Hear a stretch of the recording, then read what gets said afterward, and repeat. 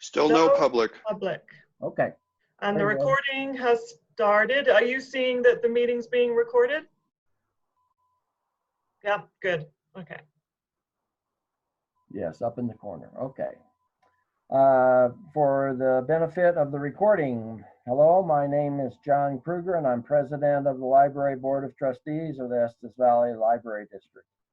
I'd like to welcome everyone to our board study session. We appreciate the interest. We do not have any public at this time. If they should log in, our hosts, either Mark or Joanna, will bring them on board. But there would be no opportunity for public comments because it is a study session and not one of our regular board meetings. Our next board meeting will be on Monday, April 20th, and we will be conducting it in this similar fashion. Okay, we will keep everyone muted unless you raise your hand and I call on you, and then you'll be unmuted and have opportunity to ask question or make comment. Tonight we have a couple of key items for us to study. The first will be Kathleen Case's report on the collections for this past year. Any comments, Claudine, at this point? That's just, we'll start with Kathleen and move on to our phased plan. Thank you. Okay, very good. Kathleen, we'll call on you and you can make your presentation and then we'll open it up for questions. Thanks, John. Thank you to the board for inviting me to the study session. This is the 6th year that we've presented this collections report, which is basically an overview of the number of items that have been added, the number of items that have been deleted, the amount of money that was budgeted, the amount of money that was spent for the past, you can see for the past 6 years, but today we're going to focus on what was spent and what was added in 2019. So I've been doing this specific job of acquisitions for 20 years. And when I first started this position, everyone on the staff was part of the cataloging and processing of the materials. And in 2007, we went to outsourcing. Carolyn Harris and I worked to get, I would say now we have about 90% of the collection is outsourced, which means we receive the materials with cataloging records and they're shelf ready. So as soon as they come in, I check them in, make sure the holds are put on the items, and then they go out to the shelf. So it's a lot more streamlined and it's a lot more efficient. We've scaled the collection development back from a lot of us doing collection development and all of the processing to just 4 of us. So it's myself doing the adult acquisitions, and that's the adult collection, reference, and the digital collections. Jamie Murphy she works on the large print collection and periodicals. And then Chase and Melanie work on the youth services, like the entire youth services collection, including the digital collections, the print materials, audio CDs, and the DVDs. So through acquisitions and deaccessioning, which is also known as weeding the collection, I feel like Melanie and Jamie and I, Chase is relatively new, so he's just kind of getting up to speed. But I feel like we each have a pretty good idea of what the Estes Valley Library patrons are looking for. And, through the suggest a purchase or we'll get it for you, we have our patron-driven collection, so we can get things that our patrons are interested in, and we know we're spending our budget on things that that our patrons are actually wanting. And I feel like each year like over the years, we've seen so many trends. Like when I first started, we still had VHS tapes that we were checking out, and we had no DVDs. So we added DVDs, phased out VHS, and then the MP3s came into play, and we saw, our books on CD are actually still somewhat popular. I think because, not all cars have the adapters for MP3 and for phones. So some people still check out the books on CD, but it's definitely evolving into the downloadable collections where people can load things on their phones and plug them into their car and use those collections.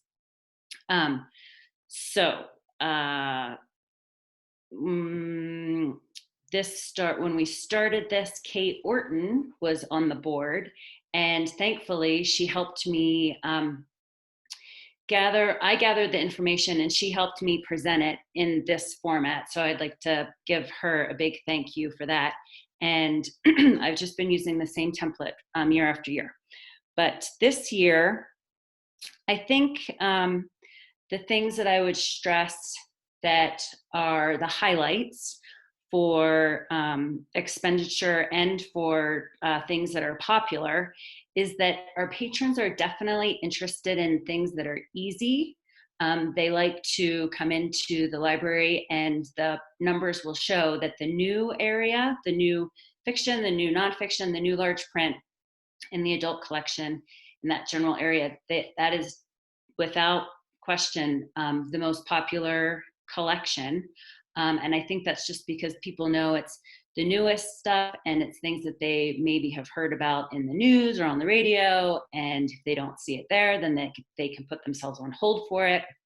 And I think by going through we use the online selections and acquisitions tool now. So materials appear in the catalog before they arrive in the library, up to a month ahead of time, so people can put their names on hold for materials.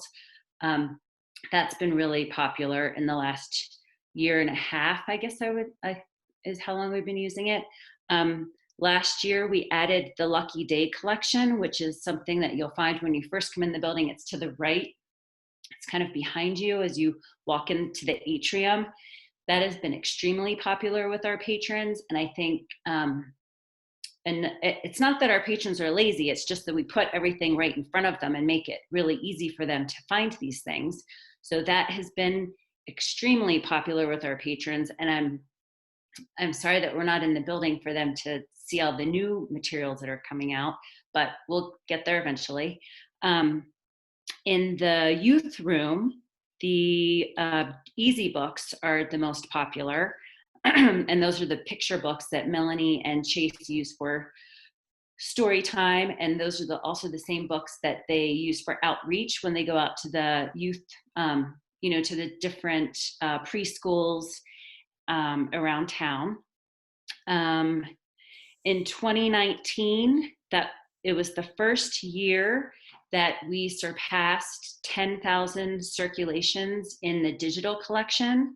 That was an Overdrive in November. And Overdrive is the digital collection that offers ebooks, audiobooks, video, some videos, and magazines. So in November, we surpassed 10,000 circs, and I'm pretty sure we will surpass that this year once again. And another thing to note is that in 2019, we almost surpassed the digital collections budget. We almost spent more on digital materials than we did on print physical materials. So that's definitely something to make note of. And the last thing that I'll mention about the collection is that in the report, you might notice that the youth budget fell about $15,000 short of what was budgeted for the year. And I chatted with Melanie about that, and she said, last year, the Dia, who was on the programming team, and Apellis, who worked with Melanie in youth services, they both resigned right before summer started. So Melanie spent most of her time on the programs, for summer reading and for the rest of the year, and acquisitions just felt, it wasn't her focus, and that was the direction that she took, and she felt like that was more important, and with the guidance of her supervisor, that was approved. So if you might notice that in the report, she said that she and Chase are working really hard to get him up to speed this year, specifically in the digital collections. So we'll be working on that actually in the next couple of days. So we'll have more to offer to the youth of the Estes Valley through the digital collections. So that is all I have until you might have some questions for me. All right, thank you, Kathleen. You're welcome. So if you have some questions or comments about the report, hopefully you had a chance to look it over. It was sent to you either last night or early this morning. Raise your hand and wave at me, or hit the raised hand. I'm not sure what I see if you hit raised hand, but we'll unmute you at that point when I call on you, okay? Who has first comments or questions? Bill. Okay, Bill. Let's unmute Bill. There you go. I've got 3 questions, just curiosity. On the first spreadsheet, I noticed that the adult, in 2018, there were 1,492 new items, and it went down to 865 in 2019. And I'm sure you explained why before, but I just forget. That goes back to Melanie working last year mostly on programs and not much on acquisitions. Oh, so that includes, it's the youth stuff. Sorry, didn't read the report. Nope. Okay.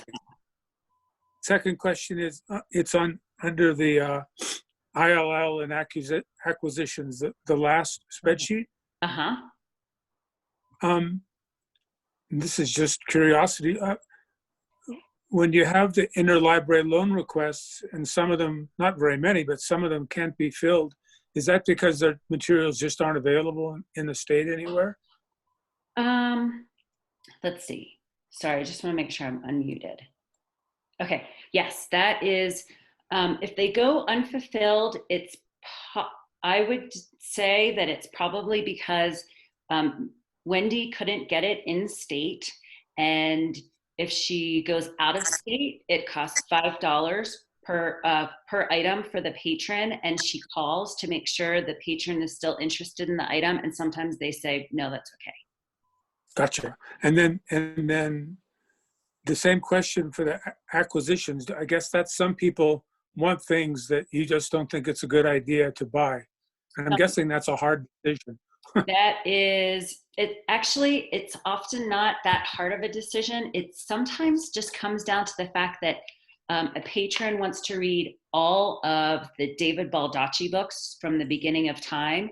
And if we don't have the earlier books that have been published, they're only available in mass market paperback, and they're really hard to read. So I will decide to not order them, but I'll send the request to Wendy, and she can get it through interlibrary loan in hardcover, because there's so many more libraries to choose from. So we'll do it that way. So a fair of the unfilled acquisition requests end up being filled through ILL. Yes, that's good. Sorry.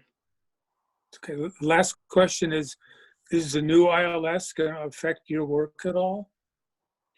The new ILS is going to be pretty awesome.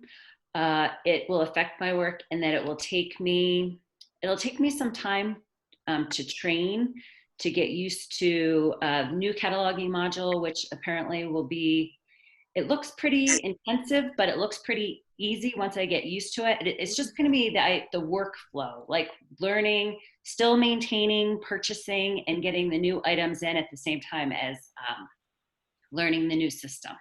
But I am confident that it's going to be pretty amazing once we get there.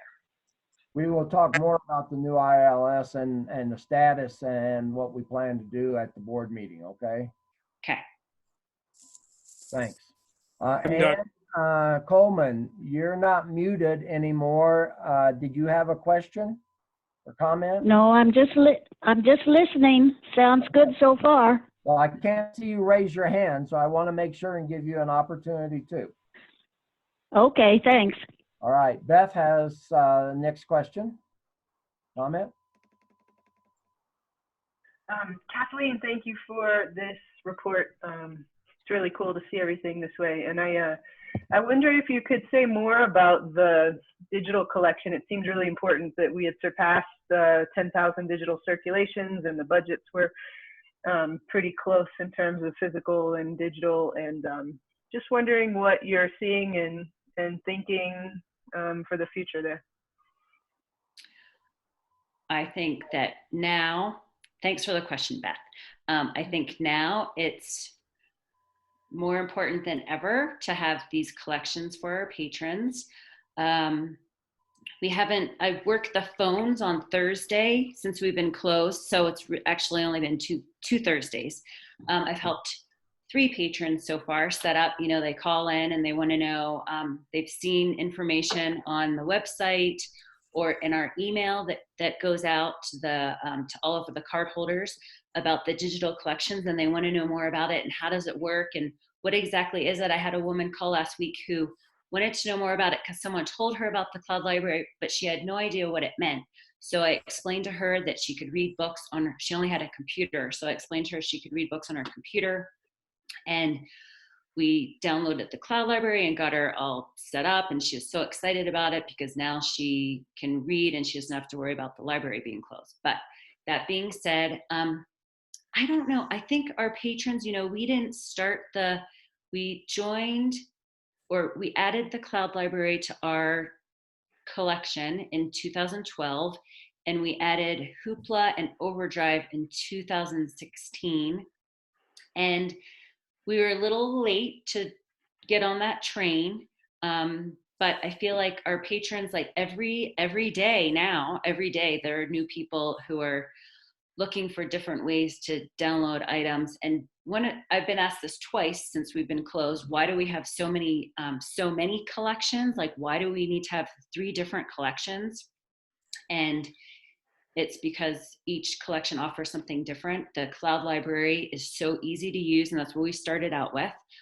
It's super easy to use, and it works well with tablets. But then, a couple years after we added the cloud library, people wanted to know, well, I can't use my Kindle, so when are you going to get something that I can use my Kindle? When are you going to add something that I can use with my Kindle? So then we, luckily, we had money to spend, and we added Overdrive, which offers audio, and which is a plus, although you can't use that on your basic Kindle. But then the basic Kindle users could download materials. And Hoopla offers video and music in addition to audiobooks and ebooks. So it's kind of like each collection offers something different to different patrons. But I think now people are hopefully understanding the beauty of the digital collections, and the students who are, I heard this morning on the radio, 9 out of 10 students are not in school.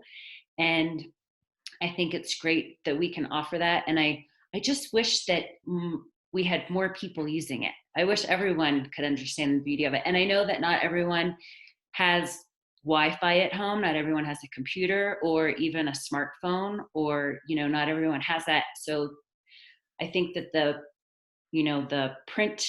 physical collection is still important for those reasons. But now that we're all staying at home, I think that the digital collection is pretty important for everyone. Okay, Claudine has a comment or question? I wanted to add, I think the important obvious point for 2020 is the digital collection expenses will surpass the physical collection this year, without a doubt. On the expense side. On the expense side. Thank you. Kathleen, you might remind everyone the price difference between a digital purchase and a physical, very briefly. Thanks. So it depends on the publisher, but like a hardcover book, if you went to McDonald Bookshop and bought that, it's probably $28 from Random House. And a Random House download it can be as much as $80, and it expires after a couple of years. So it depends on which publishing house you're purchasing things from. Right now, though, most of the publishing houses have lifted all of their restrictions. So we might have, if I purchase Random House books, we might have them forever, or HarperCollins, which usually expires after 2 years, they've reduced the price. So if it used to be $50, now it's $25, and it'll still expire in 2 years, but at least we won't be, strapped as far as the budget goes. Beth, did I answer your question? Yeah, thanks. Okay. Beth, did you have any follow-up? Yeah, thanks for all that information. It is sort of mind-blowing how much the digital collection costs. And I just think it's awesome how flexible and smart you all have been about staying with what folks need. Yeah, I downloaded the Cloud Library in 2012, and then Overdrive, and then Libby, and it's just really changed a lot in just a few years. And so yeah. I think you're right, this stay at home is gonna force folks into checking it out, and it could open up a whole new market for folks that wouldn't normally do anything digitally. So that's pretty cool. Thanks. Yeah. Thank you, Beth. Kay, I thought I saw something coming up from you. Did you have something? No. No? No. Okay, sorry. David or Liz, either of you? No? Okay, Annie, do you have any comments or questions? No? Okay, I do. I have a couple of comments, I guess. And I appreciate that, Kathleen, that you shared about the youth and children's reason for the not getting close to the budget. Mm-hmm. We're a little low on the adult side also this last year, so don't need an explanation. I just want to encourage. I think one of the areas, for me at least, that's very important in our expenditure budgets is that we spend every bit of our materials budget as far as new books and so forth. So that's one thing. I'd rather you go over a couple of thousand than under a couple of thousand. Mm-hmm. I appreciate that. Also, I was happy to see fewer books, what we call it? Weeded? Deleted. Yeah. So I think that's a good pattern. If we can keep books a little bit longer, sometimes we do go back and look for a book that was back 5-6 years ago or so. I will say, can I add something here, John? Yes. The reason why it wasn't intentional, I have to admit, it was not intentional to not weed as many items. It's just that I was trying something different. We didn't do our little mini weeding in May. I was trying to weed a little bit each month, go through and pull out older medical books and just pull old computer books, that sort of thing. And I just didn't quite get that to that number that I had the year before. So I appreciate your comment, and I'll keep that in mind. But we'll see what happens in the next year. Sure. I would also note that we have significantly gone down each year in music CDs. Yes. Is that because they're just not being checked out? Or we have everything we need? We don't have everything we need. If patrons are looking for CDs and we don't have them, we're definitely getting them through interlibrary loan.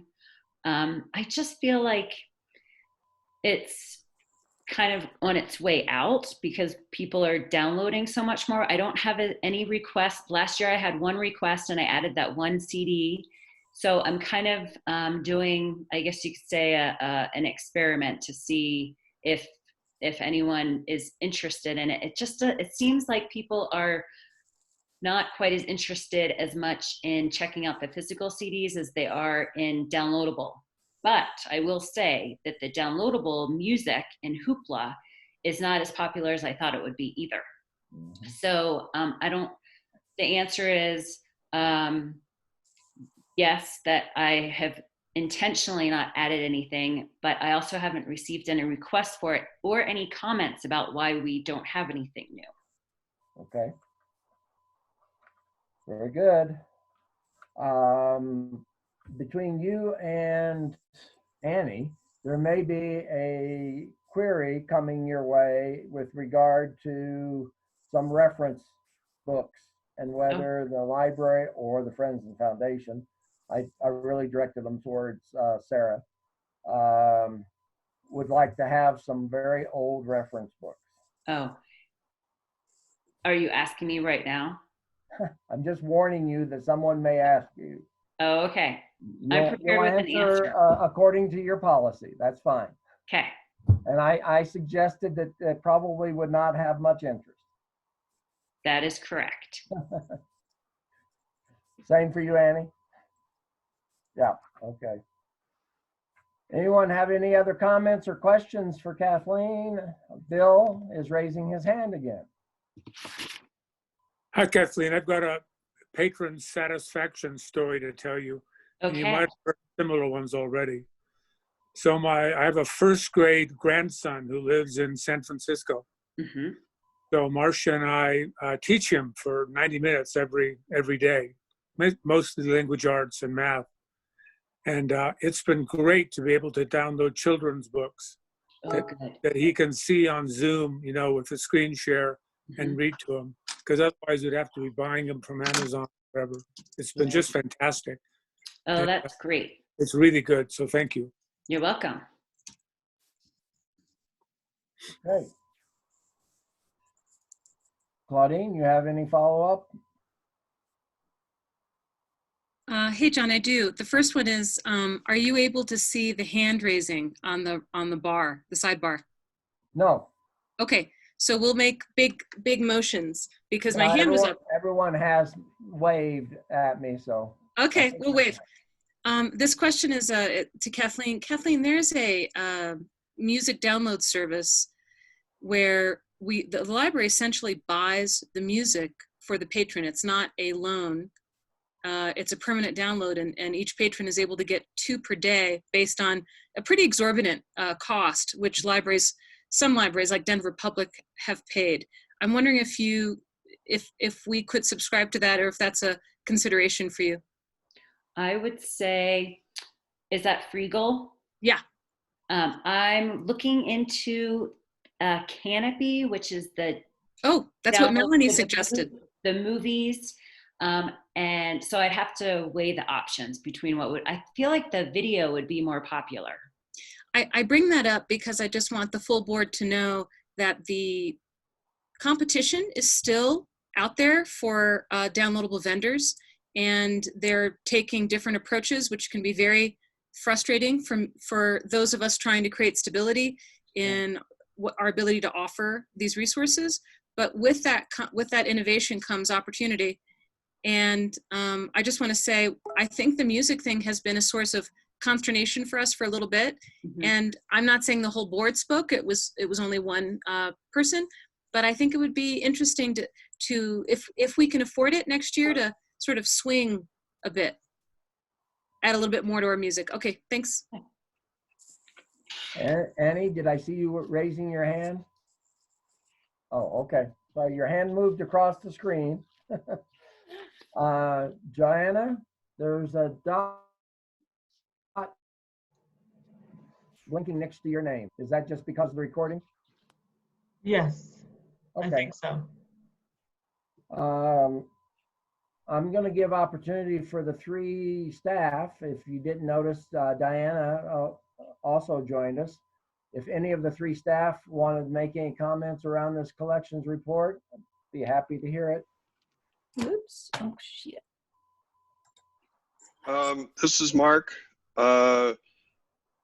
Kathleen has been collecting some more detailed information over the last week of closure and is continuing to do so.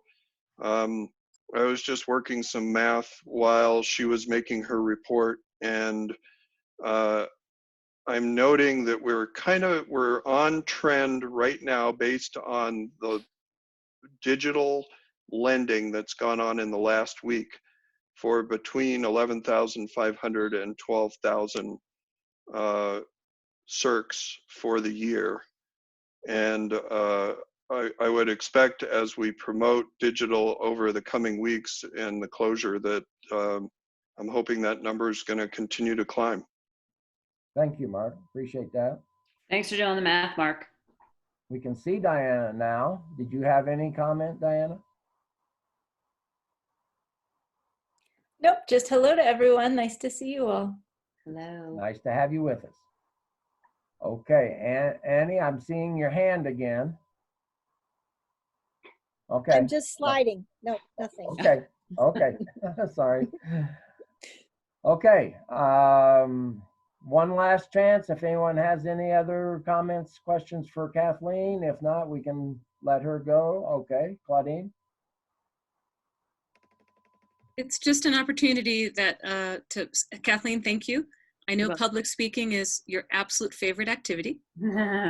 And I wanted to check in with the board. We don't have to do anything with it today, but it's a reminder that Kathleen is here because the board asked for an annual report on this. If it's valuable, we'll keep it up. If it's not, we'll stop or redirect. But perhaps at the regular meeting, if anything comes to mind that percolates up, this is a value, this isn't a value, don't be shy. We're happy to adapt. Thanks. Thank you. And thank you, Kathleen. We appreciate the work that goes into this, as well as the ongoing work of purchasing and reading the books. You're welcome. I think I say this every year. Math is not my strength, but I find it really helpful and interesting to see what the trends are and what we might need to focus on. Like there are certain things that I just don't really think about in the day-to-day of my work. So it's nice to see all of this in one place. And I'm thankful for the opportunity to present it to you. So thanks. Good. It is valuable, and it's good for the board to see these kinds of things so that we understand what's going on. And thank you again. You're welcome. And you can stay and listen, or you can log off if you prefer. I think I'll probably stay and listen. Good. Okay. The next piece of study we have is Claudine, and she's going to share with us the phased plan for the possibilities of reopening if and when, not if, when, when we're allowed to. So Claudine, unmute and you share. I just had hoped to give the board a preview of our thinking at the tactical level.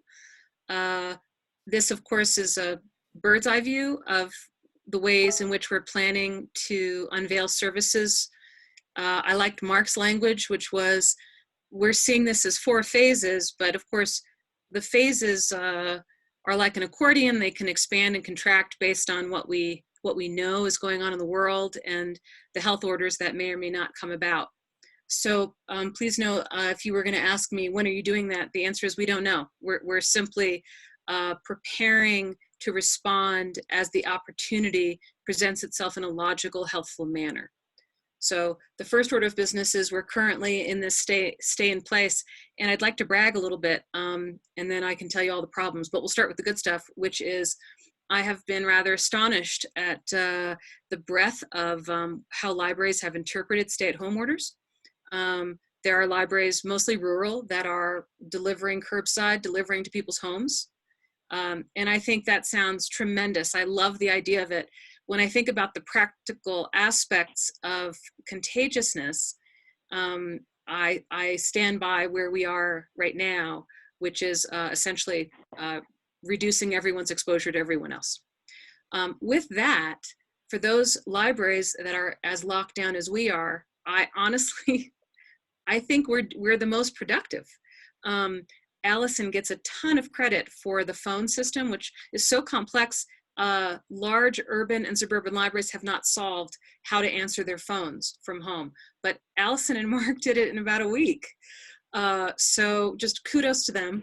But There are libraries where the staff is home and not being paid. There are libraries where the staff is at home and being paid and asked to do nothing. And our library is paid largely 99% at home. We do have people come into the building occasionally, but you can see all the things that we're doing. I think the gold star goes to Curtis Kelly, who, Kathleen, I'll quote you here. He's scheduled at 24 hours a week, but he's probably doing 24 hours a day at this point. So we, never a complaint. Every time I say, "How are you doing, Curtis?" He's like, "It's perfect. I love it." And so I'm you'll see. I'm going to Yes, please. interrupt you Yes. there. I have not seen his vehicle at his condo. Is he not? Is he living down at the library or someplace else? Well, he is working outside of the library. He often drives over to use the wireless. The Wi-Fi is, I can't remember the language, Mark. It's unreliable. Yeah. Okay. So I'm sorry, I got into the people when I wanted to get into the product, but based on, you'll see the results from in our first quarter report is actually due at the April board meeting. And I think what I found, Curtis quoted from Diana's program team, is the first quarter of the year, I think we had 1,700 views on Facebook. And in the 2 weeks that Diana's program team has been streaming programs, especially Storytime, we've had like 1,800 views. So, it's I think the numbers are impressive. We're struggling to make sure we're doing the right thing for people.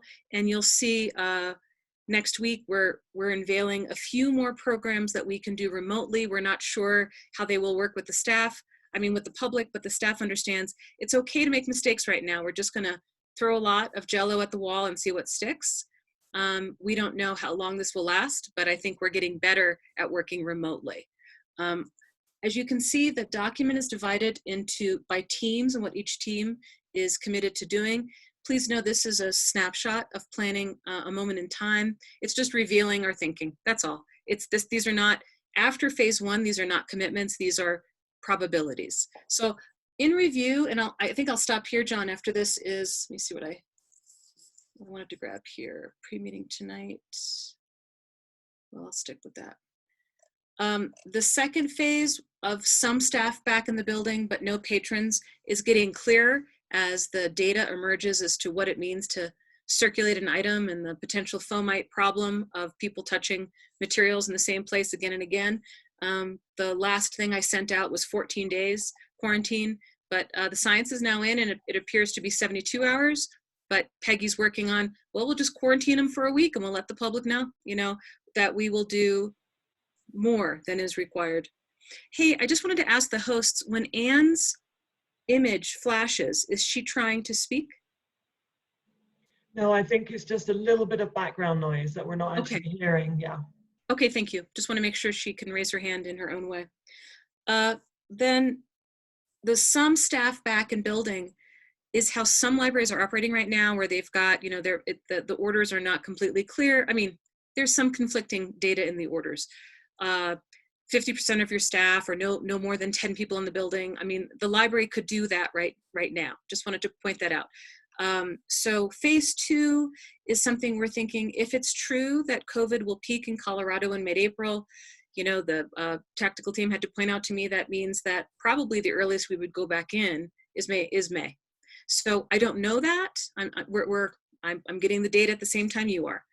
So we are planning to, I think the most important thing is we could do curbside service and slightly more in person in phase two, whenever that day is. I'm going to just quickly move on, John, and then answer questions.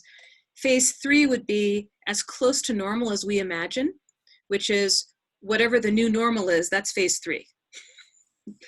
And we hope it's very much like the past. And in fact, Sarah and I were on a webinar yesterday about development during COVID for libraries. And it was really, I can only participate in half of it. She stayed for the whole.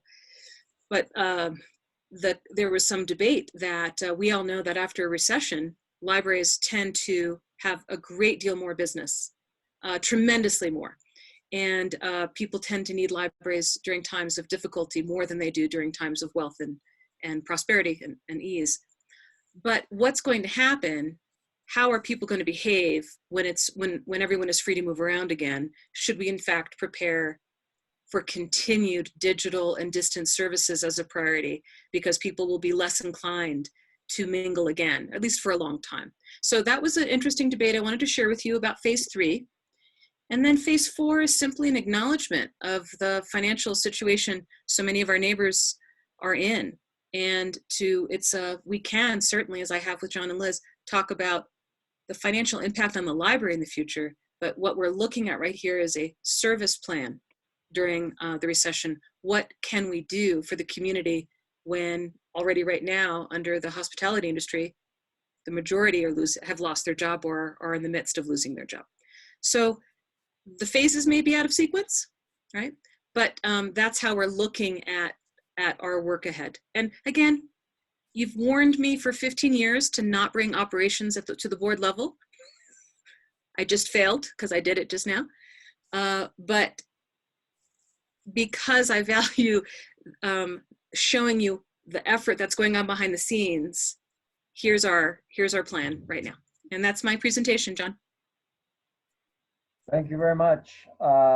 Yes, this is to some extent certainly operational. At the same time, given the circumstances, I think the board will want to be backing you in those decisions. And so continuing to work on this phase plan and discussing it over the next couple of months will be important. Anyone have any comments or questions for Claudine around this phase to return to the library use? Bill, you raising your hand? No, I just think it's a really impressive document. And I don't want to get down into, there's a lot of weeds in there. I don't want to get anywhere near them, but boy, I can't imagine how much work it took to think this through. And I know it's more work. I just have a question, and maybe you've already thought this through, probably you have. I had a difficult time learning how to use Hoopla and Overdrive and so on. And it may just be my own mental deficit. And I know some people have been calling to find out, how to do it. Have you thought about scheduling shows, lessons, whatever you call it, where people can observe how to do it? So you could, if there's a lot of people who would love to be able to use the digital library but don't know how to do it and just need helping hand but don't want to call in to somebody, and you don't have to answer that. It's just a random idea. I'm done. Thank you, Bill. That's something probably for the program group to think about. I know they're doing other programs online using either this platform or others to do both children's programs and so forth. And maybe that's an advertisement that could be sent out and some kind of program offered if possible. Bill, if I may answer a little bit, which is Diana's here, so she's certainly listening to your suggestion. I wanted to let you know that part of the goodness of our phone system working is that we are actually booking a librarian. So if an individual calls and it's just like if we tried to, and this is Peggy's, credit to Peggy, we're trying to pattern it almost live. If somebody comes up to the desk and we can't solve it in 5 minutes, we say, let's book an appointment with a librarian for you. And that's exactly what's happening with those phone calls. So the class might be helpful because it gets the word out and some people may feel safer. But so I hope we'll talk to Diana about that. But know that I think Peggy's team is doing one-on-one. It's pretty cool. Okay. Did you want to respond, Diana? You came up on the picture. Okay. Anyone else have any comments? David. Yes, I would add that thank you for the work on this document. I think it's very well thought out. Just a minor thing in the weeds. I think it's great to host Zoom for the community groups. Will there be any charge for that? And will we be able to use that for our finance committee meeting? I love that question. So first of all,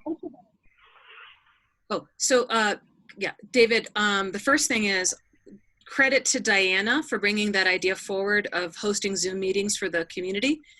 And the idea is very much that we will be using either Zoom or Google Hangout, but I think at this point, Zoom seems to be more successful for all committee work. And that's how the staff is meeting, either Google or Zoom. And then you asked a second question. Oh, I just wanted to share credit that the tactical team came up with this plan and Joanna typed it. I just get to be the person who owns it and delivers it to you so you can see, but it's been a group effort. But we're not going to charge for groups using Zoom, our Zoom. No, and you know, philosophically, it's been always something that comes up from time to time. What do we charge for? And we don't charge. We ain't charging for nothing at this point. Which I agree with. Okay, good. Other comments, questions? I don't see anyone waving their hands or raising them. Okay. I think then there's no other business for tonight.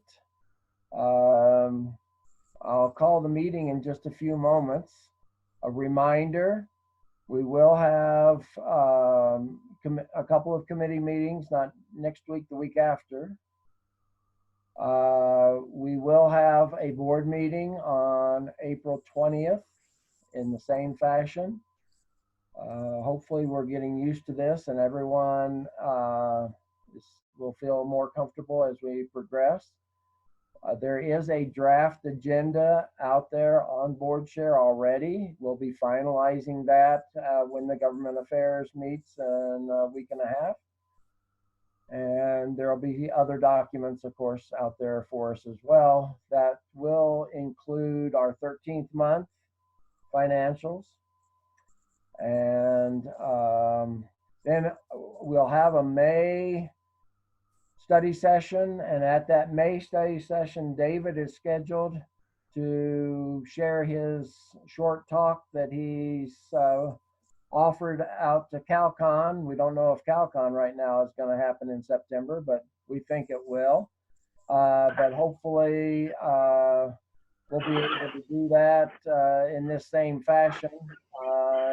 Maybe a little trickier than if we were all together. David. Oh, I was just going to mention I got an email today from CalCon that they have that on their list now. I have a committee, CalCon committee session next week, Thursday, also with Crystal Schmidt and Susan from Loveland. And I'm sure at that time I'll see the entire list of what's been proposed or accepted for trustee track. And hopefully we'll be able to get that out to everyone fairly soon. And hopefully things have settled down by that time such that that conference will be able to happen. We'll see. Any other questions or comments from anyone tonight before we close the meeting? Thank you for your participation and for being present. And hope that everyone does well in the coming weeks. And we'll look forward to having everyone together again on April 20th. I will officially call an end to the meeting and ask the host, Joanna, to stop the recording. You have about 5 to 10 minutes